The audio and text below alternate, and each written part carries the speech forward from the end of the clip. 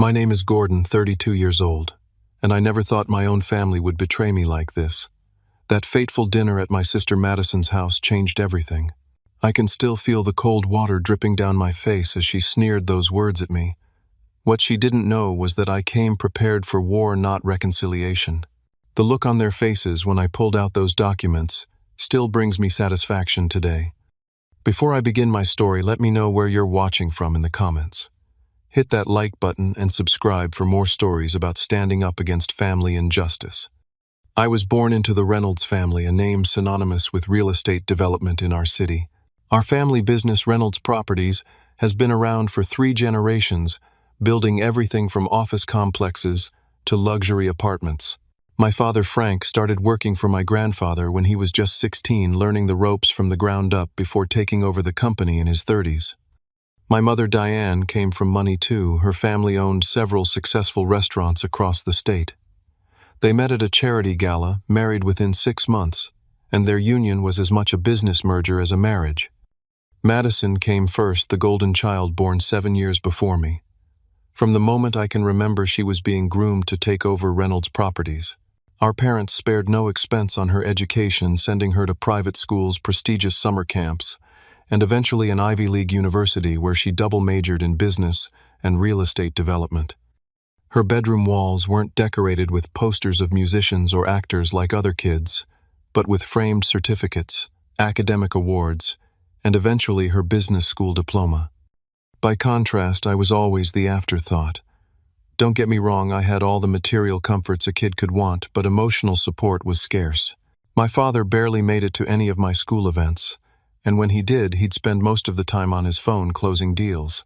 My mother was physically present but emotionally distant, more concerned with maintaining appearances than nurturing her son. Gordon, stand up straight. Gordon, that's not how a Reynolds behaves, Gordon. Why can't you be more like your sister? The constant comparisons to Madison were a soundtrack to my childhood.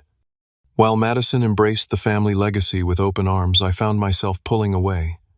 I developed different interests, gravitating toward finance and investment rather than property development.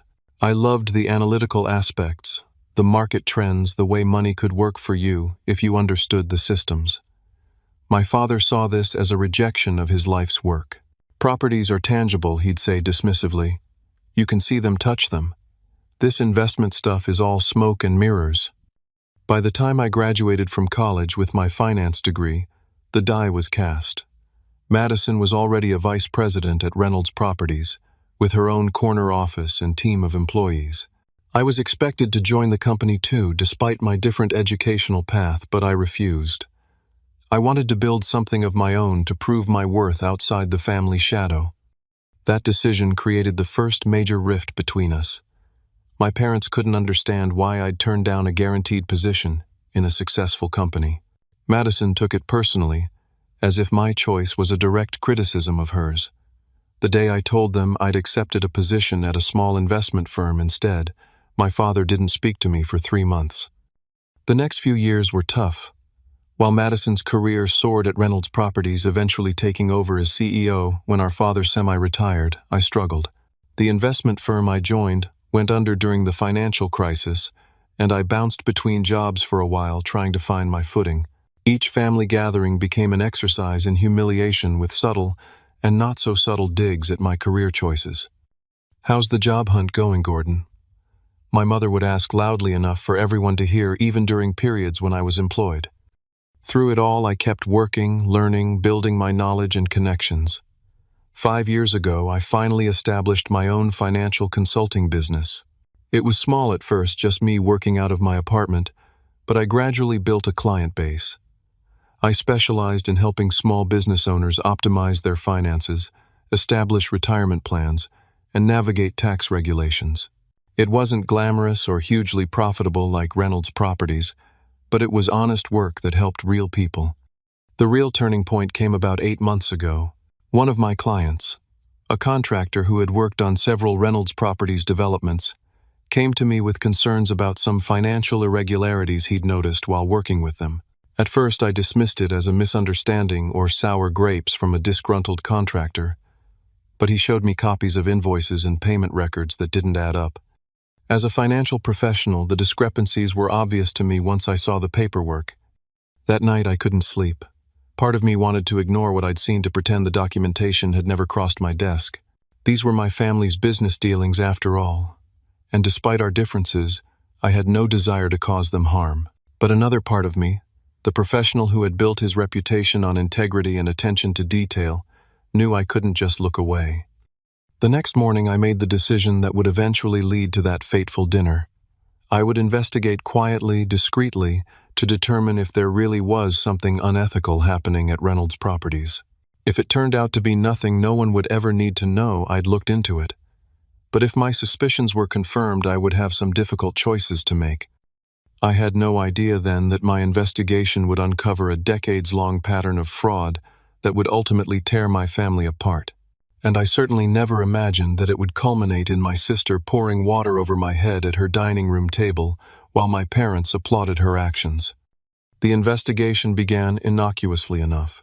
I started by reviewing public records of Reynolds Properties developments, cross-referencing them with tax filings and building permits that were available through public databases. Nothing seemed amiss at first glance, but something felt off about the timing of certain projects and the reported costs. I needed more information, but I had to be careful. If my family caught wind of what I was doing, they'd shut me out completely before I could determine if there was any actual wrongdoing. I decided to reach out to someone I trusted, someone with access to information I couldn't easily obtain. Bradley Turner and I had been friends since college. We'd lost touch for a few years, but reconnected at our 10-year reunion. He now worked for the Internal Revenue Service, in a division that handled tax audits for businesses. One night over drinks, I casually mentioned some general concerns about a client who suspected financial irregularities at a company they were considering investing in. "What kind of irregularities are we talking about?" Bradley asked, swirling his whiskey. I described some of the patterns I'd observed in Reynolds Properties' public filings, careful not to name the company. Bradley's expression grew serious. "That sounds like potential tax fraud, Gordon. If your client has evidence, they should report it. But what if it's a family business? What if reporting it means destroying relationships that can never be repaired?" Bradley studied my face for a long moment before setting down his glass. "This isn't about a client, is it? This is about Reynolds Properties." I couldn't lie to him. I nodded slowly. "Jesus, Gordon. Your family's company." He ran a hand through his hair. "Look, I can't officially help you investigate your family. That would be a massive conflict of interest and probably illegal. But I can tell you what to look for. What documents would provide conclusive evidence if there really is fraud happening?" Over the next few weeks, Bradley educated me on common tax evasion schemes used in real estate development. Armed with this knowledge, I began digging deeper. I contacted former employees of Reynolds Properties under the guise of networking, carefully steering conversations toward company practices. Most were hesitant to say anything negative, but a few dropped hints about questionable accounting methods. I spent countless nights hunched over my laptop, cross-referencing data, following paper trails and documenting everything meticulously. The more I uncovered, the more disturbed I became. Reynolds Properties had been systematically under-reporting income and inflating expenses for at least 15 years. They had created shell companies to hide assets and avoid taxes. They had bribed building inspectors to overlook code violations. And Madison, my perfect older sister, wasn't just complicit, she was an architect of much of the fraud. One particularly revealing discovery came from a former bookkeeper who had been fired 3 years earlier.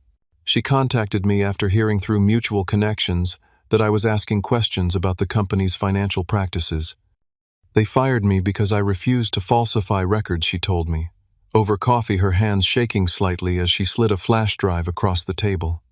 I kept copies of the real books and the altered ones.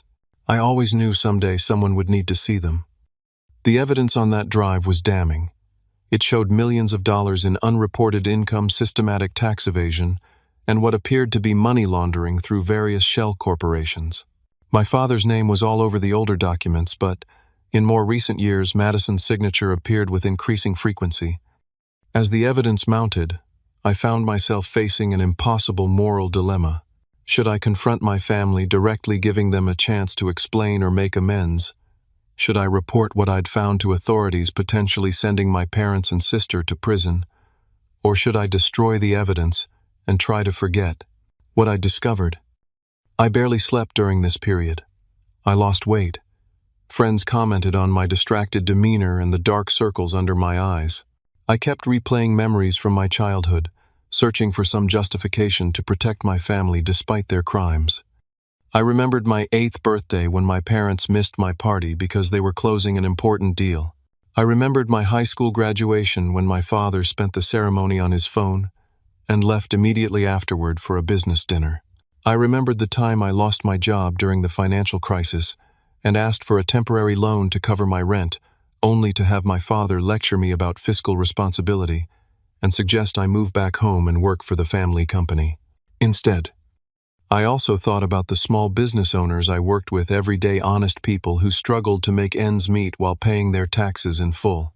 People who played by the rules and often barely scraped by, while my family lived in luxury built on fraud and deception. The turning point came when I discovered something truly unforgivable.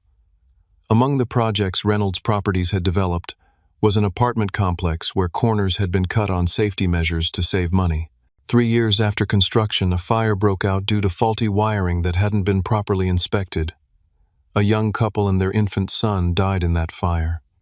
The official investigation placed blame on the electrical subcontractor who was properly insured, saving Reynolds Properties from liability.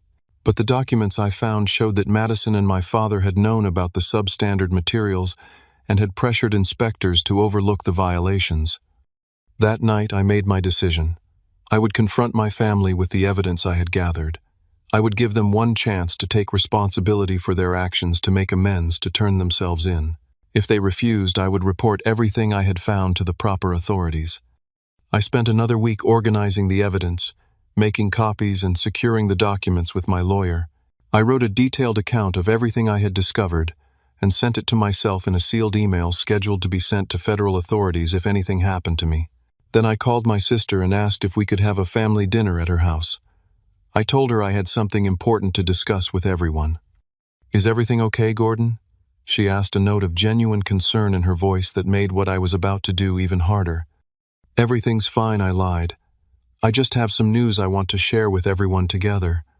She suggested the following Saturday, and I agreed. As I hung up the phone, I felt a strange calm settle over me. After months of investigation and agonizing over my decision, I was finally going to act. Whatever happened at that dinner would forever change my relationship with my family, but I knew I was doing the right thing. I had no idea just how ugly that confrontation would become. Saturday arrived with an unseasonable chill in the air.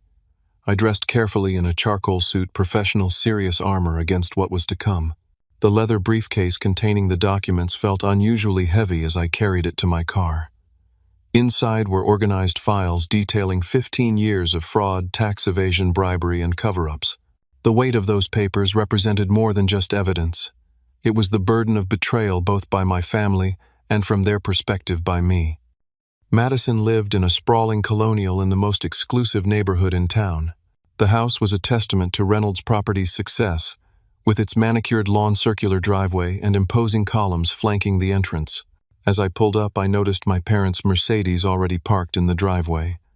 They were always punctual, a business practice my father had turned into a family virtue. I sat in my car for a few extra minutes, rehearsing what I would say, how I would present the evidence, how I would respond to their inevitable anger and denials. My hands were shaking slightly as I picked up the briefcase and walked to the door. Madison answered my knock with a smile that seemed genuinely warm. She wore an elegant black dress hair, perfectly styled makeup, flawless as always. The picture of success and sophistication. "Gordon, come in, come in. Mom and Dad are already in the living room having drinks." She hugged me, and I forced myself to return the embrace, feeling like the worst kind of Judas. For a fleeting moment, I considered turning around, getting back in my car and driving away, destroying all the evidence and pretending I'd never discovered the truth. But the memory of that young family who had died in the fire strengthened my resolve. Madison's home was a showcase designed to impress with its soaring ceilings, marble floors, and tasteful artwork. Everything gleamed with polish and privilege. I followed her through the foyer into a spacious living room where my parents sat on a cream-colored sectional sofa, drinks in hand. My father stood as I entered his 6-foot frame, still imposing despite his 68 years. His handshake was firm, businesslike. "Son," he said with a nod. "Not good to see you, or how have you been?" Just son, an acknowledgement of biological connection without warmth. My mother was more demonstrative, rising to kiss my cheek, her expensive perfume enveloping me momentarily. "Gordon, darling, you look thin. Are you eating properly?" The question wasn't really about my well-being. It was a subtle dig, implying I couldn't properly care for myself, that my life choices had led to some kind of deprivation. "I'm fine, Mother. Just been busy with work." Oh, my father perked up at this. Business picking up finally. Those small clients of yours actually paying decent fees now. The dismissive tone was familiar, but knowing what I now knew about how Reynolds Properties had built its wealth made it even more galling. I swallowed my irritation. My practice is doing well, yes. "What can I get you to drink?" Madison interrupted, playing the perfect hostess. "Just water, thanks. I want to keep a clear head tonight." My father raised an eyebrow at this, but said nothing. My mother filled the silence with chatter about mutual acquaintances, charity events, and the country club renovations. I nodded at appropriate intervals, my mind elsewhere, the briefcase resting against my leg like a live thing. After what seemed like an eternity of small talk, Madison announced dinner was ready. We moved into the formal dining room where a table that could comfortably seat 12 was set for our small family of 4. Crystal glasses, fine china, and sterling silver utensils gleamed under a chandelier that probably cost more than my annual income. The first course was served a delicate butternut squash soup that I barely tasted. The conversation continued to drift around superficial topics, everyone carefully avoiding anything substantive. This was typical of our family gatherings: maintain appearances, keep things pleasant on the surface, never dig too deep into feelings or concerns. "So Gordon," my father said, as the main course was served, "Madison mentioned you had some news to share. A new client, perhaps. Or have you finally met someone worth introducing to the family?" The moment had come sooner than I expected. I placed my fork down carefully beside my barely touched filet mignon. "Actually, it's about Reynolds Properties." The air in the room shifted immediately. My mother's hand froze halfway to her wine glass. Madison's eyes narrowed slightly. My father's expression hardened. "What about the company, Madison?" asked, her voice carefully controlled. "I've been doing some research," I began, choosing my words carefully. "Looking into the company's financial practices, its tax filings, its building safety records." "Why would you be investigating our company?" My father's voice was dangerously quiet. I met his gaze steadily. "It started with some discrepancies that were brought to my attention by a contractor who worked with Reynolds Properties. The more I looked into it, the more problems I found." Madison laughed, but it sounded forced. "Oh, Gordon, always the dramatic one. If you had concerns, why didn't you just ask me, or Dad? Why go sneaking around behind our backs? Would you have told me the truth? About the tax evasion, the bribes to building inspectors, the shell companies used to hide assets?" With each question, I watched their faces. My mother paled. My father's jaw tightened. Madison's smile became fixed, unnatural. "I don't know what you think you found," my father said, "but you're clearly confused. Reynolds Properties is run with the highest ethical standards." "Is that so?" I reached for the briefcase by my feet. "Because I have documentation that suggests otherwise. 15 years of evidence showing systematic fraud." Madison stood abruptly, her chair scraping loudly against the hardwood floor. "I think you should leave, Gordon. This is beyond inappropriate." "I'm not leaving until we discuss this," I insisted, keeping my voice level. "I'm giving you a chance to explain, to make this right."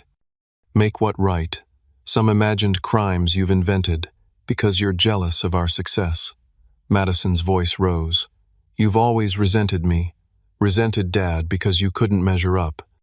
This isn't about jealousy, Madison. It's about criminal behavior that has hurt people, real people." I turned to my father. "Like the Carson family who died in the fire at the Westview Apartments because you cut corners on electrical work." My mother gasped. My father's face went from red to white in an instant. "You have no idea what you're talking about," he whispered. "I have copies of the original inspection reports before they were altered. I have emails between you and Madison discussing how to pressure the inspector to overlook the violations. I have everything, Dad." Madison walked around the table toward me, her movements stiff with rage. "Who do you think you are?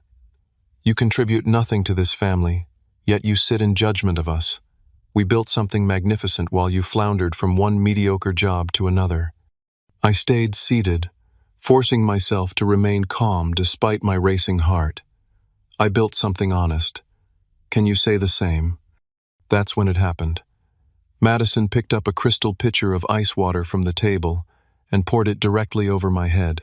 The cold was shocking water streaming down my face, soaking my suit, dripping onto the polished floor. "You have 5 minutes to leave my house," she hissed, her face inches from mine, distorted with fury. To my astonishment, my parents began to applaud. My father actually smiled, nodding in approval at Madison's action. My mother joined in, clapping delicately, as if at a theater performance. "Well done, Madison," my father said. "It's about time someone put him in his place." I sat there, water dripping from my hair, my expensive suit ruined, facing the united front of my so-called family. In that moment, any remaining doubts I had about what I needed to do vanished completely. The water was ice cold against my scalp, trickling down my spine and soaking through my shirt. Time seemed to slow, as droplets fell from my chin onto the pristine tablecloth, each one a small punctuation mark in this unfolding family drama. I could feel their eyes on me, expecting me to storm out in humiliation, or perhaps to explode in anger, giving them more ammunition to dismiss me as unstable and unreliable. I did neither.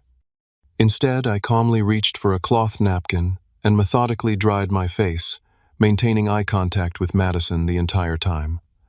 The smug satisfaction in her eyes began to falter slightly at my composed reaction. This wasn't the script she had written for this confrontation. "Is this how the mighty Reynolds family handles criticism?" I asked quietly, my voice steady, despite the adrenaline coursing through my veins.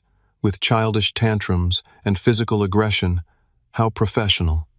"You dare talk to us about professionalism when you've been sneaking around spying on your own family?" Madison's voice rose an octave, the control she prided herself on starting to slip. My father stood now, pointing a finger at me. "Your sister is right. You have no right to come into our homes, eat at our table, and then accuse us of crimes. If you have such disdain for how Reynolds Properties operates, you should have just stayed away entirely." "That's rich, coming from you, Dad. You're the one who taught me about the importance of integrity. Remember, all those lectures about how a man's word is his bond, how reputation is everything in business." I shook my head, water droplets flying from my still-soaked hair. Was it all just talk, or did those principles only apply to everyone else, not to the almighty Reynolds family? My mother, who had remained largely silent until now, suddenly spoke up. "Gordon, darling, I think you're working too hard. Perhaps you're having some sort of breakdown.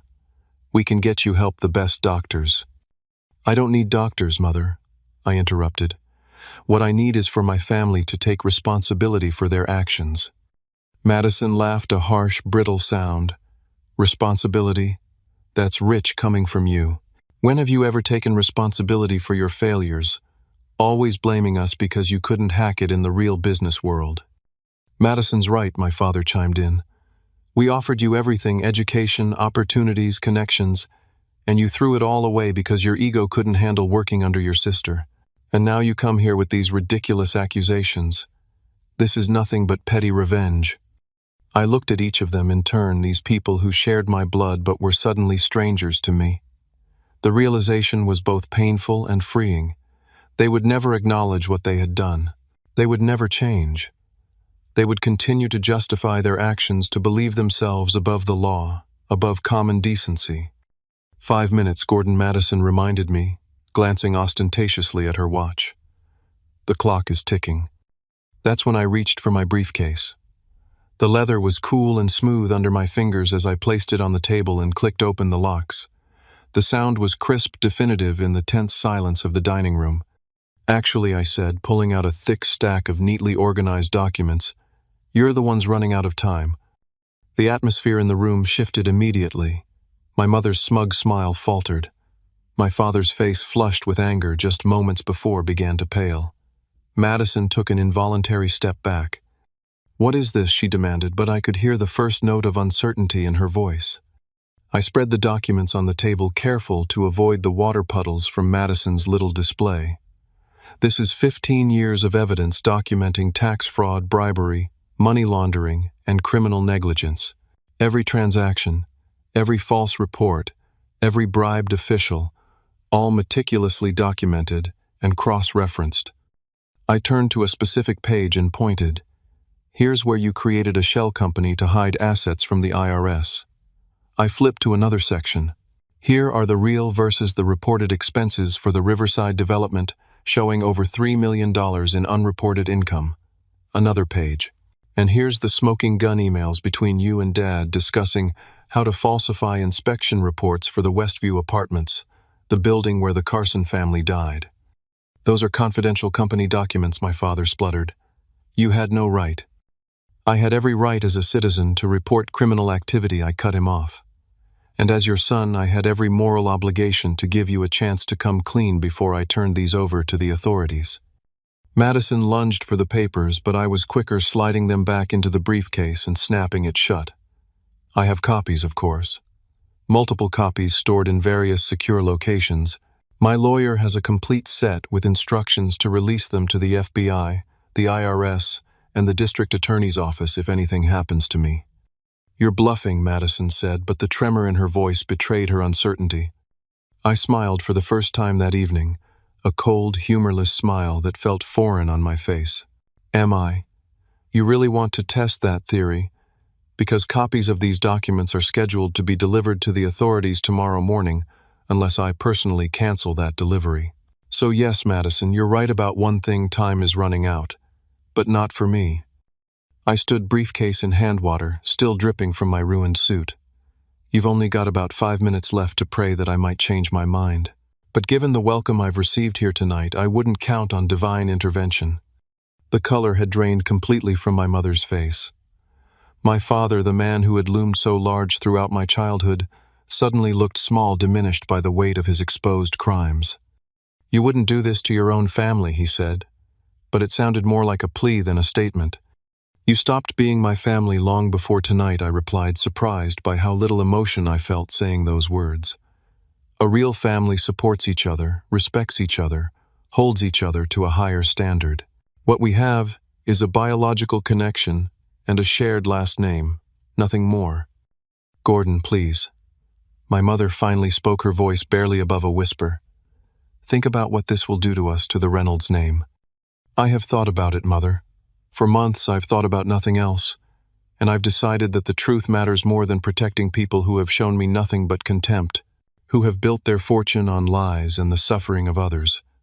Madison, always quick to recover, switched tactics. Her face softened, and she took a step toward me, hand outstretched. "Gordon, let's talk about this reasonably. I'm sure we can come to some arrangement that satisfies everyone. There's no need to do anything rash."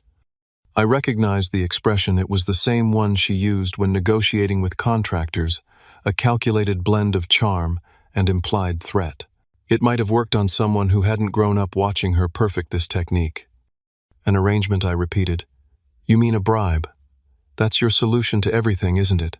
Throw money at problems until they go away." "But I'm not for sale, Madison. Not everyone can be bought." "Name your price," my father interjected, businessman to the end. "Everyone has one." I looked at him with something approaching pity. "That's where you're wrong, Dad. Some things aren't negotiable. Integrity, justice, the truth. You taught me that once before. I realized they were just words to you, not principles you actually lived by." I checked my watch, deliberately mirroring Madison's earlier gesture. "Your 5 minutes are almost up. I'll be going now. I suggest you spend what little time you have left getting your affairs in order and contacting your lawyers. You're going to need them." And with that, I turned and walked toward the door, half expecting someone to try to stop me physically. But no one moved. The silence behind me was absolute, broken, only by the soft sound of my mother beginning to cry. As I reached the foyer, Madison finally found her voice again. "You'll regret this," she called after me, a desperate edge to her words. "When this is all over, you'll have nothing and no one. You're dead to us. Do you hear me? Dead?" I paused at the front door and looked back at them one last time. My father standing rigid with shock and fury, my mother collapsed in a chair with tears streaming down her face, Madison trembling with rage. "I've been dead to you for years," I said quietly. "The difference is now I know it." Then I walked out into the cool night air, climbed into my car, and drove away from the house, the family, and the lies that had defined my life for too long. I felt neither triumph nor sadness, just a profound exhaustion and the certainty that I had crossed a point of no return.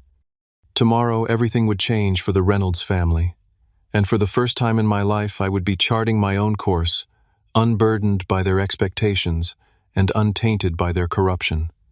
The next 24 hours passed in a blur. True to my word, I didn't cancel the delivery of documents to the authorities. By 9 o'clock the following morning, copies of everything I had collected were in the hands of the FBI, the IRS Criminal Investigation Division, and the District Attorney's Office. I had spent the night in a hotel, my phone turned off, isolating myself from the inevitable backlash. When I finally turned my phone back on around noon, it exploded with notifications. 27 missed calls from Madison, 15 from my father, 12 from my mother, dozens of text messages ranging from threats to desperate pleas for a meeting. I deleted them all without reading beyond the previews. There was also a voicemail from Bradley at the IRS. "Gordon, what the hell have you done? The office is buzzing about a major case just opened against Reynolds Properties. Call me as soon as you can." I didn't call him back. Not yet. I needed time to process what was happening, to prepare myself for the storm that was about to break over my life. I checked out of the hotel and drove to a small coffee shop on the other side of town, someplace my family would never think to look for me. I had just ordered when my phone rang with an unknown number. Against my better judgment, I answered. "Mr. Reynolds, this is Special Agent Carla Martinez with the FBI. We've received your documentation regarding Reynolds Properties and would like to meet with you as soon as possible." The meeting was set for 3 o'clock that afternoon.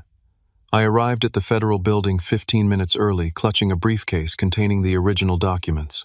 Security was tight, and I felt strangely exposed as I was escorted to a conference room on the 4th floor. 3 people waited for me. Special Agent Martinez from the FBI, a stern-faced man who introduced himself as Richard Thornton from the IRS Criminal Investigation Division, and Assistant District Attorney James Wilson. They asked me to walk them through everything I had discovered, interrupting occasionally with clarifying questions. I spoke for nearly 2 hours, my throat going dry, as I laid out the extent of my family's crimes. "You understand that this will likely result in criminal charges against your father, your sister, and possibly your mother as well, Ada?" Wilson asked when I had finished. "Yes," I said simply. "And you're prepared to testify against them, if necessary?" I hesitated only briefly before nodding. "Yes." Agent Martinez studied me with a mixture of respect and suspicion. "May I ask why you've chosen to come forward now, Mr. Reynolds? These activities have been going on for 15 years by your own account." "I only discovered the extent of it recently," I explained.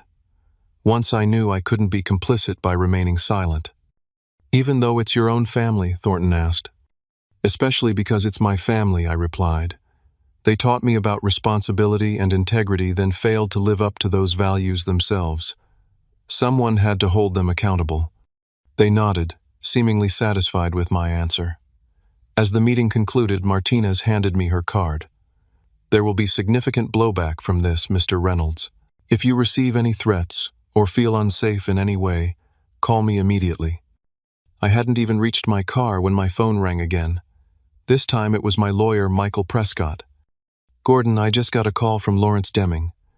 Deming was my father's attorney, a shark in an expensive suit who had represented Reynolds Properties for decades. "They want to arrange a meeting. Tonight if possible." "What for?" "They claim they want to discuss a resolution that would benefit all parties." I strongly advised against meeting without me present. I considered this for a moment. Set it up, but I choose the location, and you'll be there. We agreed on Michael's office at 8 o'clock that evening. I spent the intervening hours in a state of hypervigilance, jumping at every sound, checking my rearview mirror constantly as I drove around the city with no particular destination in mind. I wasn't sure if I was more afraid of confronting my family again, or of being alone with my thoughts. 8 o'clock arrived with brutal swiftness. I arrived at Michael's downtown office to find my father's black Mercedes and Madison's Range Rover already parked outside. Michael met me in the lobby, his expression grave. They brought the heavy artillery, he warned me. Lawrence Deming and Patricia Schultz. Schultz was one of the top criminal defense attorneys in the state, known for representing white-collar criminals. They've been here for 15 minutes already, trying to intimidate me with legal jargon and thinly veiled threats. Let them try, I said, with more confidence than I felt. The conference room was tense with unspoken hostility when we entered. My father sat at the far end of the table, looking older than I had ever seen him. Madison sat to his right, her face a mask of controlled fury. Their attorneys flanked them like bodyguards. Gordon, my father, acknowledged me with a curt nod. I took a seat opposite them, Michael beside me. Let's skip the pleasantries, I said. Why did you want this meeting? Lawrence Deming cleared his throat. My clients believe there's been a serious misunderstanding. The documents you've provided to authorities have been taken out of context or misinterpreted. I laughed without humor. Is that the defense you're going with? Good luck explaining the shell companies and falsified inspection reports as a misunderstanding. Gordon Madison leaned forward, her voice honeyed with fake sincerity. We're your family. Why are you doing this to us? I think the water you poured over my head last night answered that question pretty definitively, don't you? Her smile faltered. I was upset. You blindsided us with those accusations, which you knew were true. Mr. Reynolds, Patricia Schultz interjected smoothly. What exactly do you hope to accomplish with these allegations? Surely destroying your family's company and reputation isn't your goal. My goal is justice, I replied simply. For the people who died in that fire. For the taxpayers who picked up the slack while Reynolds Properties evaded millions in taxes. For everyone who played by the rules while my family decided they were above them. My father slammed his hand on the table. Enough of this sanctimonious garbage. You want money, fine. Name your price. 10 million. 20. We can make it happen tonight. Wire the funds to any account you specify. Just call off the dogs and hand over all copies of those documents. Michael started to speak, but I raised a hand to stop him. I stared at my father, this man who had loomed so large in my imagination for my entire life, and felt nothing but pity. You still don't get it, do you? This isn't about money. It was never about money. Then what Madison demanded. Revenge, because we didn't praise you enough, because the company went to me instead of you. It's about doing the right thing, I said quietly, something that seems to be a foreign concept in this family. The right thing, my father scoffed. Do you have any idea what you've done? The company will be destroyed. Hundreds of employees will lose their jobs. Our family name will be ruined forever. Is that your idea of right? You did this, not me, I countered. Every time you bribed an inspector, every time you falsified a tax return, every time you chose profit over safety, you're the architects of this disaster, not me. The meeting devolved quickly after that. Threats were made legal and otherwise. Madison called me every name she could think of. My father alternated between rage and attempted manipulation. Their attorneys tried repeatedly to steer the conversation toward some kind of settlement. Through it all, I remained calm, refusing to engage with their emotions or to consider any deal that would involve withdrawing the evidence. After an hour of getting nowhere, they finally gave up. As they gathered their things to leave, my father paused beside my chair. You're no longer my son, he said, his voice low and trembling with rage. If I pass you on the street, I won't acknowledge you. If you're dying in a hospital, I won't visit. You are dead to this family from this moment forward. I looked up at him, this stranger who had given me life but little else. I can live with that, I said. They filed out of the room, Madison pausing at the door to deliver a parting shot. You think you've won, but you've lost everything, Gordon. When this is all over, you'll have nothing and no one." After they left, Michael poured us each a generous whiskey from the bottle he kept in his credenza. "You okay?" he asked, concern evident in his voice.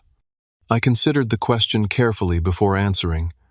"No," I admitted, "but I will be."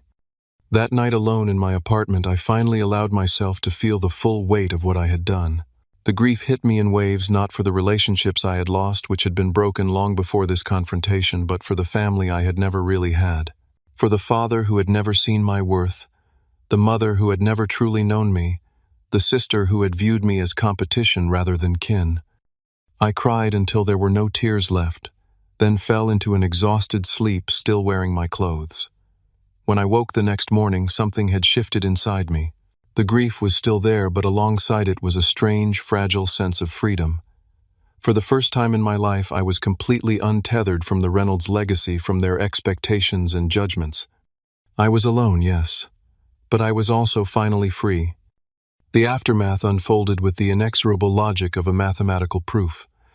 Actions had consequences, and my family's actions had finally caught up with them. 3 days after I provided the evidence to authorities, the FBI and IRS conducted simultaneous raids on the Reynolds Properties headquarters and 3 other locations, including my parents' home and Madison's house. The local news carried footage of agents carrying out boxes of documents and computers, while reporters speculated about the nature of the investigation.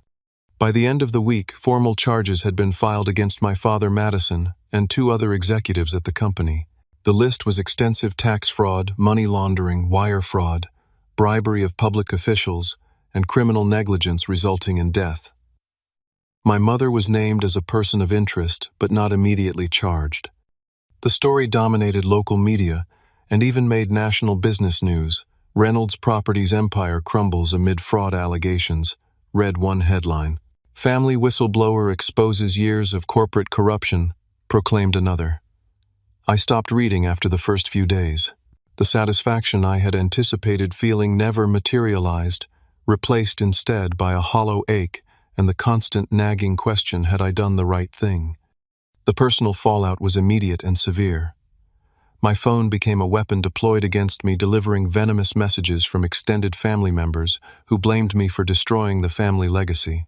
Cousins I had grown up with blocked me on social media. My mother's sister called me in tears, asking how I could do this to my own blood. I had no answer that would satisfy her or anyone else who saw my actions as betrayal rather than justice. Even more difficult were the calls from Reynolds Properties employees, people whose livelihoods were now in jeopardy. Some were understanding, acknowledging that the company's leadership had brought this on themselves. Others were furious, seeing me as the villain who had endangered their jobs out of spite or jealousy. One call in particular haunted me. Lisa Parker had been my father's assistant for 20 years. I had known her my entire life. She had sent me birthday cards every year, even during periods when my father and I weren't speaking. "I always thought you were different, Gordon," she said, her voice tight with emotion. "I defended you when your father complained about your choices, and now I find out you've been working against us all this time."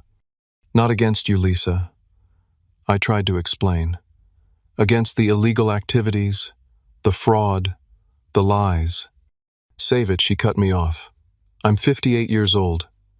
Do you know how hard it is to find a new job at my age? The company is in chaos. They're talking about layoffs. Where am I supposed to go?" I had no answer for her. The truth was, I hadn't fully considered the collateral damage my revelations would cause. In my righteous determination to expose my family's crimes, I had overlooked the innocent people who would be caught in the crossfire. The isolation grew more profound with each passing day. Friends who had been close suddenly became unavailable. Business associates found reasons to cancel meetings or referred me to colleagues. Even my small client base began to dwindle as news of my involvement in the Reynolds scandal spread. I began to wonder if Madison had been right. Perhaps I had won the battle but lost everything else that mattered. The victory felt increasingly Pyrrhic as the weeks passed, and the legal proceedings against my family ground forward at an agonizingly slow pace. The lowest point came about 6 weeks after that fateful dinner. I was grocery shopping late one night, trying to avoid running into anyone I knew, when I rounded an aisle and came face to face with my mother. She looked terrible, her normally perfect appearance disheveled, dark circles under her eyes. She froze when she saw me, her hand tightening on her shopping cart. For a moment I thought she might speak to me, might offer some word of reconciliation or at least acknowledgement. Instead, she turned her cart around and walked away without a word, as if I were a stranger, or worse, completely invisible. I abandoned my half-filled cart and drove home in a daze. That night, for the first time since I was a teenager, I seriously considered drinking myself into oblivion. The bottle of scotch on my kitchen counter beckoned with promises of temporary escape from the crushing weight of isolation and doubt. Instead, I called the one person who had reached out to me since the scandal broke, Elizabeth Chen, a former classmate who now worked as an ethics professor at the local university. She had emailed me a week after the news broke, simply saying, "What you did took immense courage. If you ever need to talk, I'm here." Elizabeth answered on the third ring despite the late hour. "Gordon, is everything okay?" "No," I admitted. "I'm not okay. I'm starting to think I made a terrible mistake." "Why don't you come over?" she suggested. "I'll put on some coffee." Elizabeth's small apartment was warm and cluttered with books, a stark contrast to the sterile perfection of my family's homes. She listened without interruption as I poured out my doubts, my guilt about the employees who might lose their jobs, my increasing isolation, and the crushing weight of being cast out from my family. When I finally ran out of words, she was quiet for a long moment. "Gordon, did you know that whistleblowers almost always go through what you're experiencing? The isolation, the doubt, the questioning of their own actions. There's even research on it. They call it whistleblowers remorse. So I'm just another statistic." She smiled gently. "No, you're a human being grappling with an incredibly difficult ethical choice. Look, I can't tell you if what you did was right or wrong in some absolute sense. Ethics rarely deals in absolutes. But I can tell you this: you acted according to your principles at great personal cost. There's moral courage in that, regardless of the outcome. What about the people who might lose their jobs? The ones who did nothing wrong? That's a legitimate concern," she acknowledged. "But consider this: those jobs were built on fraud. The company's success, its very existence in its current form, was based on criminal activity. If Reynolds Properties had played by the rules all along, who knows how many of those jobs would actually exist?" It wasn't a perfect answer, but it helped. Over the following weeks, I found myself at Elizabeth's apartment, frequently, sometimes talking for hours, sometimes just sitting in companionable silence as we both worked on our laptops. She became my anchor in a world that had suddenly become unrecognizable. 3 months after the scandal broke, my father and Madison were formally indicted on multiple federal charges. Their trial was set for the following year. The local paper ran a front-page story featuring side-by-side photos of them leaving the courthouse after their arraignment, their faces grim, flanked by their attorneys. That same day, I received a letter from a woman named Teresa Carson. The name was immediately familiar. Carson was the surname of the family who had died in the apartment fire. Teresa was the mother of Robert Carson, who had perished alongside his wife Jennifer and their 6-month-old son Michael. The letter was handwritten on simple stationery. "Dear Mr. Reynolds," it began, "I wanted to thank you personally for your courage in coming forward with the truth about my son's death. For 3 years I've lived with the official explanation that blamed the electrical contractor. I never fully believed it, but I had no way to prove otherwise. Thanks to you, the truth is finally coming to light. While nothing can bring back Robert, Jennifer, and little Michael, knowing that those responsible will face justice brings me some measure of peace. Your actions cost you your family, but please know that they have provided closure for mine. With deepest gratitude, Teresa Carson." I read the letter 3 times, tears blurring my vision. I had not expected this validation, this confirmation that despite all the personal cost, my actions had mattered to someone who truly deserved justice. I folded the letter carefully and placed it in my desk drawer. That night I slept soundly for the first time in months. The healing wasn't immediate or linear. There were still days when the doubt and loneliness threatened to overwhelm me, But slowly, incrementally, I began to rebuild my life. I found a new apartment in a different part of town. I focused on rebuilding my financial consulting business, starting with small clients who either didn't know or didn't care about my connection to the Reynolds scandal. Elizabeth remained a steadfast friend, and eventually became more than that. Her perspective as an ethics professor helped me process what had happened and find meaning in the painful choices I had made. She never tried to minimize the loss of my family, but helped me see that relationships built on lies and manipulation weren't true connections to begin with. 6 months after the indictments, an unexpected call came from Bradley, my friend at the IRS, who had helped me understand what to look for in the Reynolds properties records. "Gordon, I wasn't sure if you'd take my call," he began awkwardly. "Why wouldn't I?" "Well, I haven't exactly been in touch since everything went down. I should have reached out sooner." "You were in a difficult position professionally," I acknowledged. "I understand. That's generous of you. Listen, I'm calling because there's something you should know. The Carson case. The family that died in the fire.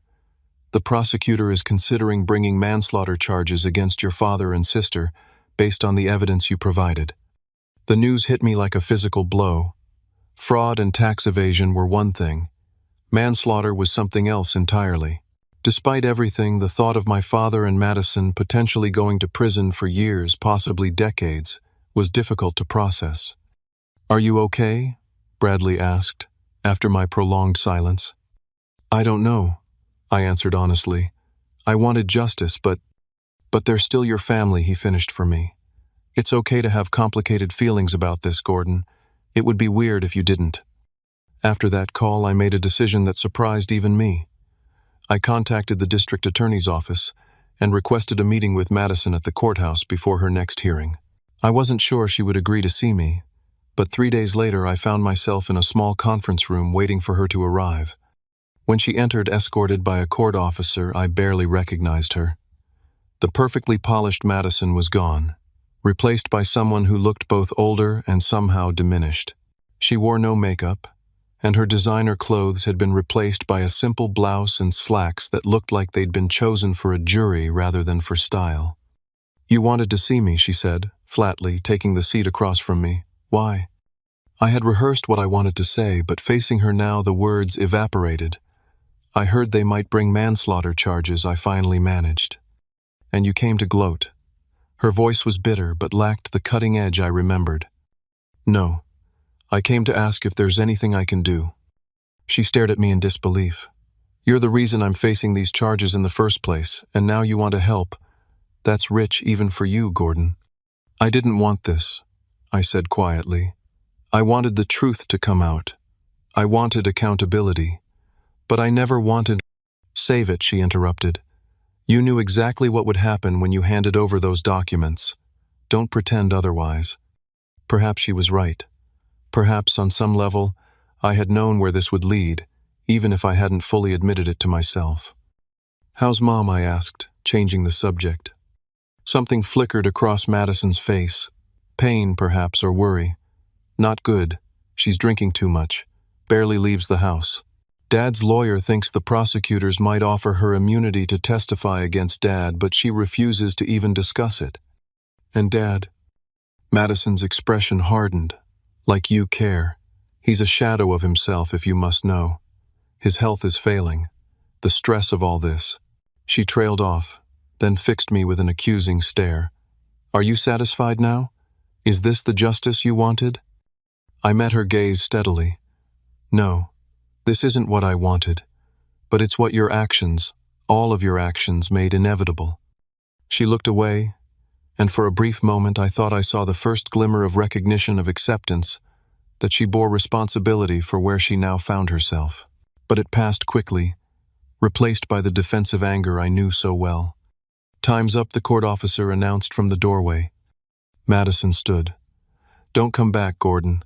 There's nothing left to say between us."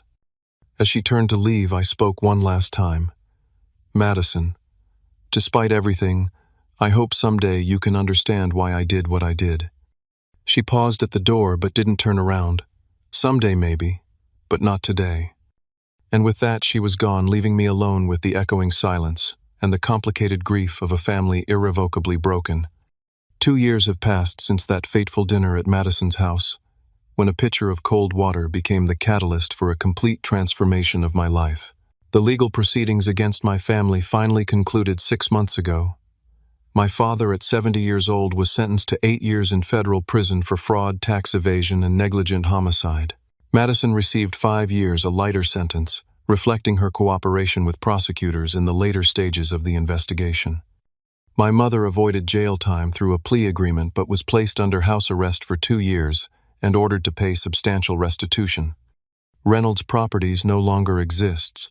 The company was dissolved, its assets sold to pay fines, legal fees, and restitution to victims, including the families of those who died in the apartment fire. Many employees lost their jobs, though some were hired by the companies that purchased various Reynolds properties and development projects. As for me, I've built a new life from the ashes of the old one. My financial consulting business has slowly rebounded with a new focus on helping small businesses maintain ethical practices while navigating complex regulations. I've even hired a few former Reynolds Properties employees who had nothing to do with the fraudulent activities, including Lisa Parker, my father's former assistant, who now manages my office with characteristic efficiency.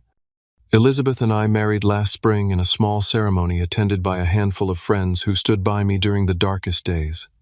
Bradley was my best man.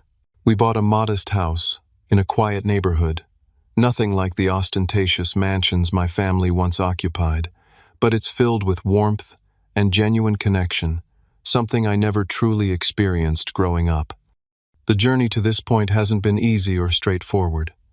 There were months of depression following the trial periods, when I questioned everything about my decision to expose my family's crimes. The isolation was at times nearly unbearable. Former friends and business associates who abandoned me during the scandal occasionally reappear now, usually with awkward explanations about giving me space or not knowing what to say. I accept their overtures politely, but keep them at arm's length. The crisis revealed who was truly in my corner, and those are the relationships I now cherish. The most unexpected development came 6 months ago when I received a letter from Madison. She had been in prison for 1.5 years by then, and we hadn't communicated since our courthouse meeting. The letter was tentative, almost hesitant, so unlike the confident, brash sister I had known. "I've had a lot of time to think in here," she wrote. "About the company, about our family, about what led us to this point. I was angry at you for so long, Gordon, furious that you had destroyed everything we built. But lately I've been asking myself if what we built was worth preserving. The more I reflect on it, the more I realize that Dad created a culture where cutting corners and breaking rules was normalized, expected even, and I followed his example without question. That doesn't excuse what I did, what we all did, but I think I'm finally beginning to understand why you couldn't be part of it." After several exchanges of letters, I decided to visit her at the minimum security facility where she was serving her sentence. It was a strange, emotional reunion. The prison setting stripped away all the trappings of wealth and status that had defined our relationship for so long. Sitting across from each other in the visitors' area, we were just two people trying to make sense of a shared past and very different presents. "I never thought I'd say this," Madison told me during that visit, "but in some ways you did me a favor. Not the prison part, obviously." She gave a wry smile. "But being forced to step off the hamster wheel to reevaluate everything I thought was important, I don't think I would have done that voluntarily." "And what have you concluded?" I asked. She looked down at her hands, the manicured nails of her former life now plain and short. "That success without integrity is just an elaborate lie. That I was so focused on winning Dad's approval that I lost sight of who I actually wanted to be. That maybe when I get out of here I can build something new that I can be genuinely proud of. We're not close, Madison and I, and may never be. Too much has happened, too many harsh words exchanged, too much damage done on both sides. But there's a fragile bridge being built between us now, brick by careful brick. It's not forgiveness exactly, not yet, but perhaps a mutual recognition that we were both products of a dysfunctional family system that valued appearance over substance, achievement over ethics. My father is a different story. He has refused all my attempts at communication, returning my letters unopened. According to Madison, he remains convinced that I betrayed the family out of jealousy and spite unable or unwilling to acknowledge the real reasons behind my actions. His health has deteriorated in prison, and Madison believes he may not serve his full sentence. Part of me hopes for a reconciliation before it's too late, but I've accepted that it may never come. My mother calls occasionally, usually when she's had too much to drink. Our conversations are stilted, superficial. She flits between blaming me for destroying the family and imploring me to visit, seemingly unable to decide if I'm villain or victim in her narrative. I maintain contact out of a sense of duty rather than connection, aware that she too is grappling with the collapse of everything she believed in. The most profound lesson I've learned through all of this is about the nature of family itself. For most of my life, I defined family narrowly, as the people who shared my DNA and my last name. I measured my worth by their approval and acceptance, even as their actions demonstrated values contrary to my own. The crisis forced me to reimagine what family truly means. Family, I've come to believe, is not an accident of birth, but a community of choice. It's built on mutual respect, shared values, and genuine care for one another's well-being. Elizabeth Bradley and the handful of friends who stood by me during the darkest days have become my real family. The bonds we've formed aren't based on obligation or shared history, but on authentic connection and chosen loyalty. I've also learned about the heavy price of integrity and the complex nature of justice. Doing the right thing rarely feels triumphant in the moment. More often it's painful, messy, and full of unexpected consequences. The black and white certainty I felt when I first uncovered my family's crimes has given way to a more nuanced understanding of human fallibility, including my own. There are still nights when I lie awake, questioning whether I could have found another way, whether the collateral damage could have been minimized. But then I remember Teresa Carson's letter, thanking me for bringing closure to her family's tragedy. I think of the small business owners who were forced to compete against Reynolds Properties' fraudulent advantages. I recall the employees who were unwittingly made complicit in illegal activities. And I know that despite all it cost me personally, shining a light on the truth was the only choice I could have made and still lived with myself. Last month, I launched a nonprofit foundation aimed at supporting whistleblowers who expose corporate malfeasance. Using a portion of the reward I received from the IRS whistleblower program, something I never anticipated when I first came forward. The foundation provides legal assistance, counseling, and financial support to those who risk everything to stand up for what's right. It's my way of creating meaning from the pain of ensuring that something constructive emerges from the ashes of my family's downfall. Sometimes I think back to that moment at Madison's dining table, water dripping from my hair, faced with the united contempt of my family. I remember the cold fury I felt as I pulled out those documents and said those words, "You've only got 5 minutes left to pray." In that moment, I was motivated partly by righteousness, but also by hurt and anger at years of dismissal and emotional neglect.